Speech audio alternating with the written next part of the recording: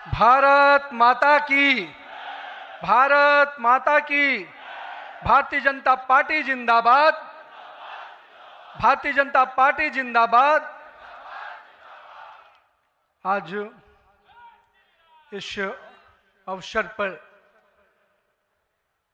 हमारे भारतीय जनता पार्टी के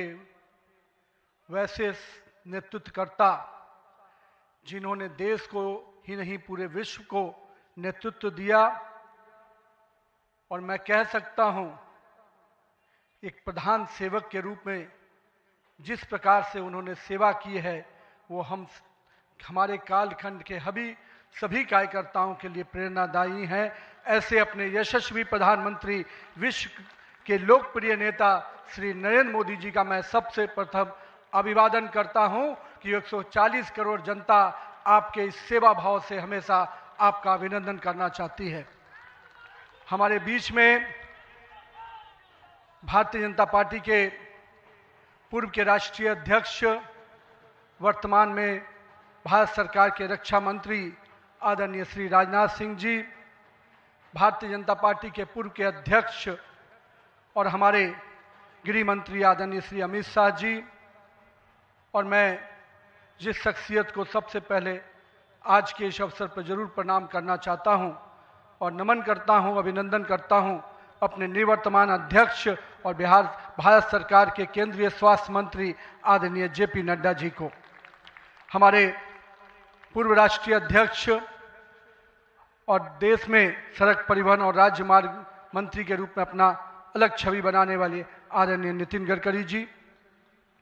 भारतीय जनता पार्टी के सभी संसदीय बोर्ड के सदस्यगण, राष्ट्रीय संगठन महामंत्री बीएल संतोष जी,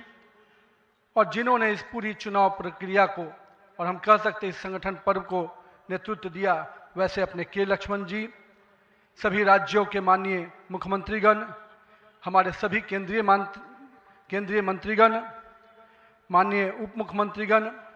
भारतीय जनता पार्टी के सभी राष्ट्रीय पदाधिकारीगण, सभी प्रदेशों से आए हुए हमारे माननीय प्रदेश अध्यक्षगण,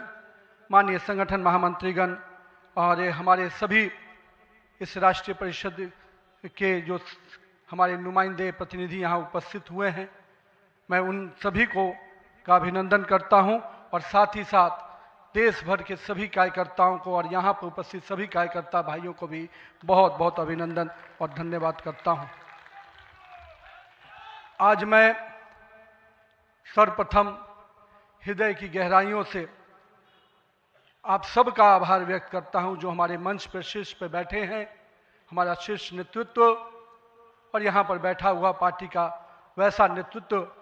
जिसने हर बूथ तक भाजपा के विस्तार में योगदान दिया है। आपने मुझ जैसे सामान्य कार्यकर्ता को पार्टी का इस सर्वोच्च पद तक पहुँचाने का अवसर दिया है। मैं इसके लिए आप सभी को प्रणाम करता हूँ। माननीय आदरणीय प्रधानमंत्री जी, मैं हृदय से आपका आभार व्यक्त इसलिए करता हूँ क्योंकि हम लोग ने हमेशा दूर से ही एक कार्यकर्ता के रूप में किस प्रकार से आप देश सेवा का काम लगातार कर रहे हैं, हमने हमेशा देखा कि जब पहली बार मैं गुजरात के आनंद में आपके साथ एक कार्यक्रम में शिरकत किया था, मुझे याद है मैं उस समय राष्ट्रीय महामंत्री था, और मैंने कहा जब आपको उस समय सद्भावना मिशन के कार्यक्रम में एक एक व्यक्ति को सुनते देखा, और जब कार्यक्रम की समाप्ति के बाद आपने अपना ग्रीन रूम में हम लोग से जब बातचीत किया, तो किस भाव से वो इतने बड़ी संख्या में गुजरात के लोग आते क्यों हैं, आपने हम वहाँ पर बैठे हुए लोगों को समझाया कि ये व्यक्ति, ये जो इतने लोग आते हैं, ये केवल हमसे गुजरात की जो भावना जुड़ी है, जो विकास की भावना गुजरात को हमने अपने साथ जोड़ा है, इसके कारण इतने लोग आते हैं। मैंने उस दिन समझा कि एक व्यक्ति बड़ा तब बनता है जब लोगों की भावनाओं से अपने आप को जोड़ता है। मैं इसके लिए आज आपका इसलिए भी अभिनंदन करता हूं क्योंकि आपके कार्यकाल में मैंने देखा कि जो भाजपा की सोच रही है सर्वव्यापी और सर्वस्पर्शी, आपने उस सोच के साथ काम किया। आपने जो मूल मंत्र दिया, सबका साथ, सबका विकास, सबका विश्वास, सबका प्रयास, आज देश का हर पूरा जनमानस उसके साथ अपने आप को जोड़कर देख रहा है। मैं आज इस अवसर पर पुनः पूरे आदर और सम्मान के साथ अपने निवर्तमान अध्यक्ष जेपी नड्डा जी का अभिनंदन करता हूं, इसलिए कि पिछले कार्यकाल में मैंने देखा कि किस प्रकार से संगठन को आपने अभूतपूर्व रूप से विस्तार खुद करते हुए किया। साथ ही साथ कार्यकर्ता आधारित कैसे राजनीति हो इसको आपने बढ़ाया। और अभी बहुत बड़ी बात हम लोगों सब लोगों ने देखा, जिस कोरोना कालखंड में एक एक व्यक्ति अपने घर के अंदर महफूज हो रहा था, उस समय सेवा के उस परंपरा को, सेवा की संस्कृति को आपने जिस प्रकार से समाज में भाजपा कार्यकर्ताओं से आह्वान किया कि आप जाइए, आगे बढ़िए और सेवा के भाव से इस देश में कोरोना कालखंड में लोगों की सेवा कीजिए। पूरा संगठन आपके साथ खड़ा रहा। माननीय प्रधानमंत्री जी का जो निर्देश था उसको आपने जिस तरीके से लागू किया वो हम सब कार्यकर्ताओं के लिए अनुकरणीय हुआ। और मैं इसलिए उस समय को याद करता हूं कि जब विपक्ष के लोग घर में दुबके थे और भाजपा कार्यकर्ता हर काल कोरोना के पीड़ितों की सेवा में लगा था, वो कहीं ना कहीं माननीय प्रधानमंत्री जी का यशस्वी नेतृत्व था, आपका मार्गदर्शन था, तभी हम उस कालखंड से, उस आपदा से निकलकर बाहर आ पाए। मैं आज इस अवसर पर पार्टी के अपने पूर्व के सभी राष्ट्रीय अध्यक्ष को स्मरण भी करता हूं और हमारे कई राष्ट्रीय अध्यक्ष जो यहाँ पर बैठे हैं, मैं उनका भी अभिवादन करता हूं। मैं देखा हूं 2006 में मैं पहली बार जब विधायक बना, उस कालखंड से लेकर किस प्रकार माननीय हमारे पूर्व के राष्ट्रीय अध्यक्ष राजनाथ सिंह जी ने पार्टी के कामों को हमेशा हर कार्यकर्ता से जुड़ने का प्रयास किया। मैंने जब नितिन गडकरी जी को देखा तो मैंने देखा कि किस प्रकार से संगठन के हर मोर्चा और सेल को उन्होंने गढ़ने का काम किया। और मैंने जब गृह मंत्री जी को राष्ट्रीय अध्यक्ष के रूप में देखा तो बूथ तक के कार्यकर्ताओं की चिंता करते हुए मैंने उनको देखा। मैंने उनको इस रूप में देखा कि किस प्रकार से आज पार्टी का जिस स्थान पे हम लोग आज खड़े हैं, कार्यालय कार्यकर्ता के लिए मैं कह सकता हूं तीर्थ स्थान होता है, और जहां से कार्यकर्ता अपनी ताकत पाता है, उस कार्यालय को भी आपने किस प्रकार से पूरे देश में एक निर्माण करने की योजना बनाई। और आज हर बूथ का कार्यकर्ता अपने आप को उस तीर्थ पर जाकर अपने आप को धन्य महसूस करता है। मैं आज अपने पूर्व के सभी राष्ट्रीय अध्यक्षों को इस अवसर पे बहुत बहुत अभिनंदन करता हूं और साथ ही साथ उन सब को स्मरण करते हुए उनका आभार व्यक्त करता हूं कि उन्होंने पार्टी को इस मुकाम तक पहुंचाने में बहुत बड़ा योगदान दिया है। मैं आज नमन करता हूं उन लाखों कार्यकर्ताओं को जिन्होंने पार्टी का संगठन, राष्ट्रवाद के विचार और भारत माता की मान बढ़ाने के लिए अपना जीवन न्यौछावर किया। आज उनकी तपस्या और त्याग ही है का परिणाम है कि आज पार्टी इस ऊंचाई तक पहुंच पाई है। मैं उस भूमि से आता हूं जहां महात्मा बुद्ध, महावीर, चाणक्य, सम्राट अशोक, आर्यभट्ट, गुरु गोविंद सिंह, जेपी, राजेंद्र बाबू और जननायक कर्पूरी ठाकुर की वो भूमि को भी मैं नमन करता हूं, उस पाटलिपुत्रा की भूमि को भी नमन करता हूं। साथ ही साथ इस अवसर पे मैं अपने माता और पिता को भी निश्चित रूप से स्मरण करते हुए उनको नमन करता हूं, क्योंकि कहीं ना कहीं आज मेरे व्यक्तित्व में किसी एक शख्सियत का मैं मानता हूं तो निश्चित रूप से मेरे माता पिता का संस्कार, पार्टी का विचार और कहीं ना कहीं मेरे बड़ों का मार्गदर्शन मुझे यहाँ तक पहुँचाया है और मेरे कार्यकर्ताओं का स्नेह मुझे यहाँ पर पहुँचाया है। आज के दिन मैं अपने क्षेत्र की जनता को भी प्रणाम करता हूँ, जिसने मुझे एक विधायक के रूप में चुना जरूर, पर संगठन ने मुझे जिस प्रकार से गढ़ने का काम किया, आज मैं इसी कारण से उस जनता के आशीर्वाद और पार्टी के मार्गदर्शन के कारण यहाँ तक पहुँच पाया हूँ। आज का क्षण मेरे लिए संकल्प का क्षण है। आज सिर्फ एक पद को धारण नहीं कर रहा हूँ, मैं पार्टी के इस विचार को, परंपराओं को, एक राष्ट्रवादी आंदोलन की जिम्मेदारी को स्वीकार कर रहा हूँ। और मैं इस अवसर पर साथ अपने सभी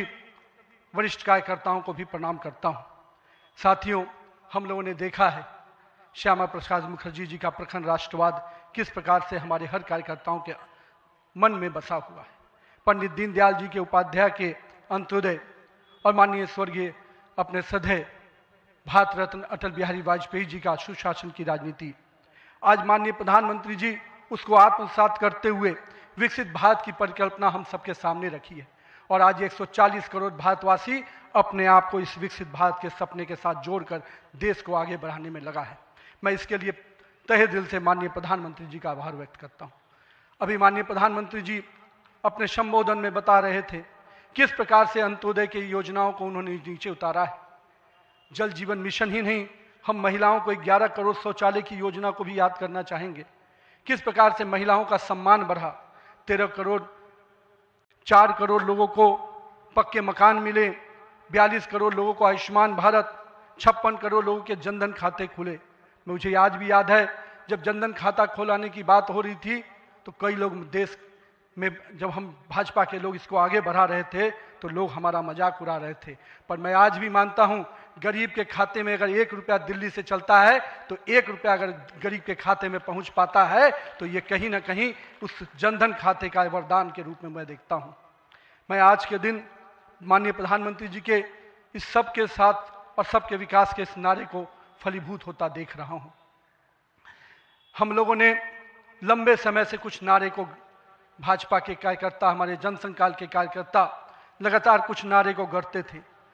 रामलल्ला हम आएंगे, मंदिर वहीं बनाएंगे, जहां हुए बलिदान मुखर्जी वो कश्मीर हमारा है, एक देश में 2 विधान 2 प्रधान 2 निशान नहीं चलेगा। साथियों, आज भाजपा के कार्यकर्ताओं ने वो कालखंड देखा जब अयोध्या का भव्य राम मंदिर का मार्ग प्रशस्त हुआ। आज जम्मू कश्मीर की जनता ने 370 धारा से मुक्ति का दौर देखा। आज सांस्कृतिक व राष्ट्रवाद की विचारें और मजबूत हो रही हैं। साथियों, मुझे याद है अब वो समय जब हम लोग आज श्रीनगर के लाल चौक पर तिरंगा लहराते देखते हैं तो गर्व की अनुभूति होती है। हमने वो दौर भी देखा था जब पाकिस्तान के झंडे लहरा रहे थे और दिल्ली की सरकार बैठकर मौन बैठी थी उस समय, क्योंकि वो समय हम लोगों ने युवा मोर्चा के कालखंड में काम करने का जब मौका मिला था तो हमने देखा था उस समय जब माननीय प्रधानमंत्री जी उस कालखंड से 370 को समाप्ति किए तो कहीं ना कहीं पूरे कश्मीर की फिजा बदली है और आज कश्मीर का लाल चौक तिरंगे से लहराया नहाया नजर आता है। ये परिवर्तन हमारे देश में आया है। साथियों, हम भारतीय जनता पार्टी के उस समान राजनीतिक दल नहीं जिसके लिए हम काम करते हैं, हम उस विचार के साथ काम करते हैं जिस विचार से हम राजनीतिक अभिव्यक्ति के साथ साथ उस नारे के साथ काम करते हैं जहां राष्ट्र प्रथम के नारे, नेशन फर्स्ट, पार्टी नेक्स्ट और सेल्फ लास्ट, माननीय प्रधानमंत्री जी ने इस नारे के साथ हम लोगों को जोड़ा है, हमारे नेतृत्वकर्ता ने हमें जोड़ा है और हम सब के लिए ये प्राथमिकता होनी चाहिए कि हम राष्ट्र के आगे रखकर ही अपने कामों को आगे बढ़ाएं। साथियों, हम अपने नेतृत्वकर्ता के संघर्ष और बलिदान से सीखने की आवश्यकता है। ये हम वैसे राजनीतिक दल के लोग हैं जहां राजनीतिक सत्ता नहीं साधना है, राजनीतिक भोग नहीं त्याग है, राजनीतिक ऐशो आराम नहीं तपस्या है, राजनीतिक कोई पदभार नहीं उत्तरदायित्व है। तो आइए हम सब कार्यकर्ता इस संकल्प के साथ अपने नेतृत्वकर्ता के इस परिश्रम और पुरुषार्थ के साथ अपने आप को जोड़े। मेरे प्रिय कार्यकर्ता साथियों, यदि भाजपा आज विश्व की सबसे बड़ी राजनीतिक दल बनी है तो इसका मुख्य कारण हमारा प्रेरणादायी नेतृत्व है, हमारा विचारधारा है और हमारे लाखों कार्यकर्ताओं का मेहनत है। वो कार्यकर्ता जो बिना फोकस में आए अनवरत काम करता है, वो कार्यकर्ता जो कठिन से कठिन परिस्थिति में भी भारत का ध्वज झुकने नहीं देता है, वो कार्यकर्ता जो सीना ठोक के कहता है तेरा वैभव अमर रहे माँ, हम दिन 4 रहे न रहे। आइए इस भारत की कल्पना को जो माननीय प्रधानमंत्री नरेंद्र मोदी के नेतृत्व में लगातार हम आगे बढ़ रहे हैं, आज हम भी उस परिकल्पना के साथ अपने आप को जोड़ें। हमारे नेताओं कार्यकर्ताओं का परिश्रम ही है जो आज हम यहाँ तक पहुँचे हैं, लेकिन वर्तमान पीढ़ी को भी अपने हिस्से का त्याग, तपस्या और पुरुषार्थ करना होगा, क्योंकि विकसित भारत के अगर संकल्प को सिद्धि तक पहुंचाना है, एक ऐसा भारत जहां समृद्धि भी हो, सशक्त भी हो, समरस भी हो, आत्मनिर्भर भी हो, तो हमारे कालखंड के कार्यकर्ताओं को भी अपने हिस्से का पुरुषार्थ, त्याग और तपस्या करना पड़ेगा। साथियों, हमारे प्रधानमंत्री जी ने हमेशा अलग अलग समूहों की बात की। अमृतकाल के लिए 4 समूहों की जो बात की, उसमें युवा, महिला, किसान और गरीब है। हमें अब इन नई पहचानों के साथ आगे बढ़ना है, तभी हम आधुनिक, प्रगतिशील और विकसित भारत की कल्पना को साकार कर पाएंगे। आज 15 अगस्त 2024 के दिन जब माननीय प्रधानमंत्री जी ने आज भी उसकी चर्चा की और 15 अगस्त 2024 को जब लाल किले की प्राचीर से माननीय प्रधानमंत्री जी ने युवाओं को सार्वजनिक जीवन में आने का आह्वान किया, तो मैं देश के युवाओं से कहना चाहूँगा, राजनीति से दूरी समाधान नहीं, सक्रिय भागीदारी ही समाधान है। आइए एक सकारात्मक राजनीति के लिए युवाओं को आगे आने की आवश्यकता है। लेकिन साथ ही साथ मैं युवा साथियों से कहूँगा, मेरे भाइयों, राजनीति शॉर्टकट नहीं है, राजनीति 100 मीटर का रेस नहीं है, राजनीति लॉन्ग मैराथन है जहां स्पीड का नहीं स्टेमिना का टेस्ट होगा। तो आइए राजनीति के इस पिच पर हम अपनी जड़ों को मजबूत कर कर काम करें। और भारतीय जनता पार्टी का वॉच टावर तो बहुत स्ट्रांग होता है मित्रों, इसलिए आप अपने बूथ में निरंतर रूप से काम करते रहिए, अपने मंडल में काम करते रहिए। भाजपा का वॉच टावर, भाजपा का केंद्रीय नेतृत्व इतना मजबूती तरीके से हर पारी से नजर रखता है, कहीं ना कहीं आपको भी उस मुकाम तक पहुंचाएगा। साथियों, आज जब भारतीय जनता पार्टी के कार्यकर्ता,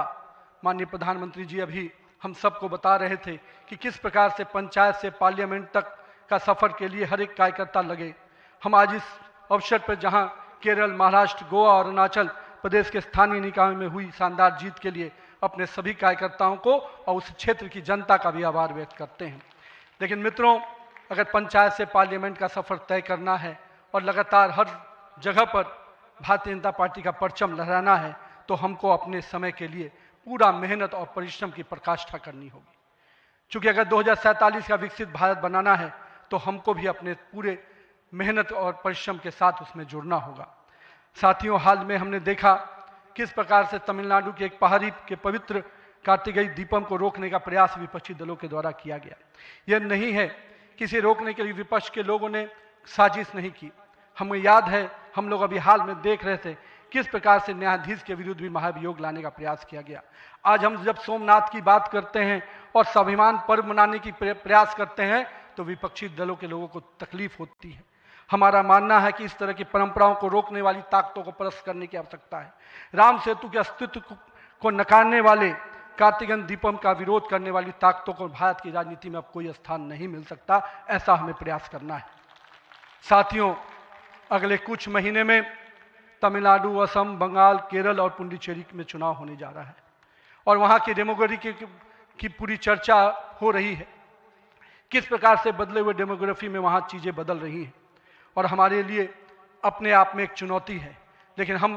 पूरी तरह से आश्वस्त हैं कि भाजपा का कार्यकर्ता अपने संघर्ष और परिश्रम के बल पर इन 5 राज्यों में सशक्त भाजपा का नेतृत्व प्रदान करने जाएगा।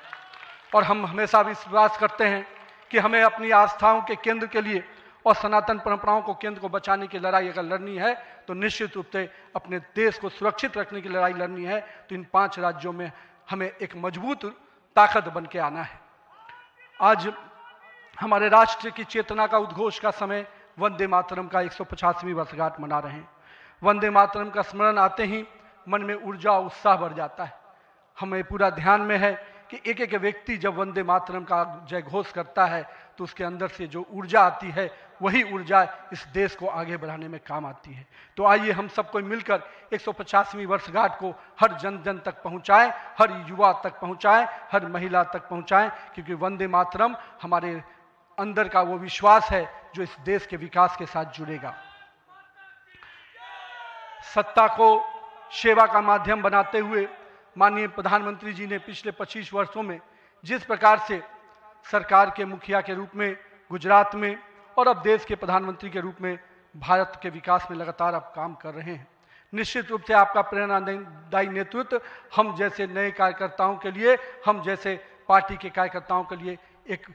मापदंड है जिसको हम लोग निश्चित रूप से आपसे सीखते हैं। और मैं तो कहूँगा कि जिस सुशासन को मॉडल को आपने पूरे देश और विश्व में स्थापित किया है, अन्य सभी राज्य सरकारों को भी उस मॉडल के साथ काम करना चाहिए, तभी हम विकास के सही मापदंड को अंतिम व्यक्ति तक पहुंचा पाएंगे। आइए हम सब मिलकर विकसित भारत के संकल्प को पूरा करने की भागीदारी सुनिश्चित करें। एक शक्तिशाली गतिमान संगठन के साथ राष्ट्र निर्माण की इस यात्रा को नई ऊंचाइयों तक लेके चले। भारत माता की जय। वंदे मातरम।